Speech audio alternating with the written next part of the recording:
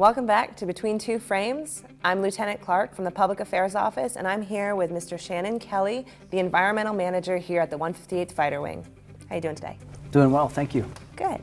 Can you tell us about what the Environmental Management Office and program is?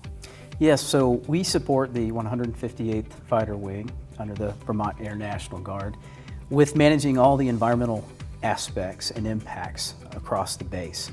So that includes, when I say 14 different aspects, we've got things that we manage under the Clean Air Act, Clean Water Act, something called the Resource Conservation and Recovery Act that relates to your hazardous waste, hazardous materials.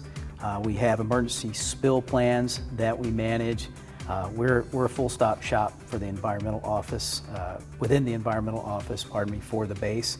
And essentially you could view it, if we impact it environmentally or natural infrastructure, then we manage it, we deal with it, and we address whatever mitigating factors we need in order to make the programs compliant with federal and state laws.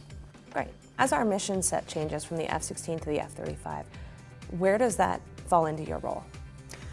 Nothing changes, really. We may be managing a few different materials, but my understanding from speaking with other installations as far as hazardous materials that are used for low observable coatings, for example, that's the only thing that would really truly change about managing the environmental programs. Everything remains the same. We don't have to obtain any new permits. It doesn't have a greater impact on air emissions. We expect those actually to diminish or be lowered because some of the things, for example, we have the hush house where engine testing takes place. That goes away once the F-16 goes away. So in reality, many of our environmental impacts are going to be lowered with the F-35 coming online, and that will actually be a welcome part. And we expect for our hazardous waste that we produce to actually be lowered because the program, the F-35 program, tried to be more efficient with its use of hazardous materials and correspondingly the hazardous waste that's produced. So the F-35 was constructed with environmental programs in mind, and that's to have a lower environmental footprint. Great. Can you tell us a little bit about the process? And we hear the term EIS, which is the Environmental Impact Statement. Can you talk to us a little bit about how that process has been involved in your world? So the EIS was fully developed and finalized well before my arrival here in 2013. One of the important aspects that came out of that EIS, the conclusion of that EIS, was a mitigation and management plan.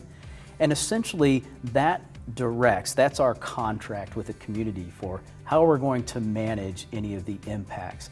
Now, the vast majority, with the exception of the way we'll operate concerning noise, operational and administrative controls for noise considerations.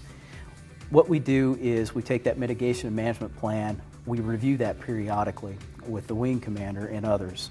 We keep track of processes that are already in place to make sure that our contract with the community is upheld.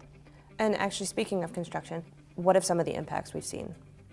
So impacts we manage and mitigate through our federal and state issued permits, which require what we call best management practices, things that control stormwater runoff, which would include erosion prevention and sediment prevention. With that, we've also had some positive impacts in that some of the materials that came out of the rehabilitation of the buildings, you know, your scrap metal, some of your concrete waste, those types of things. We were able to work with the contractor and the community, civil engineering, contracting, to try to repurpose some of those things. You know, you could say recycle as well. And the end result being that we managed to basically reuse, recycle, repurpose many of those materials in such a way that US EPA Region 1 recognized the Vermont Air National Guard with a Federal Green Challenge Award for leadership in sustainability. That's a positive for the unit. That's something that you don't necessarily expect with a big major construction project. Some might argue that these are requirements, you just merely follow the law, but it takes leadership in order to make those things happen at all the levels. Many installations struggle with making those types of things happen, so the EPA recognized the leadership qualities in making that happen, and that was a major reason why we were selected for that particular award in 2018. Thank you for informing us about the environmental program today. Thank you for having me. That's it for today's episode of Between Two Frames. We hope to see you next time.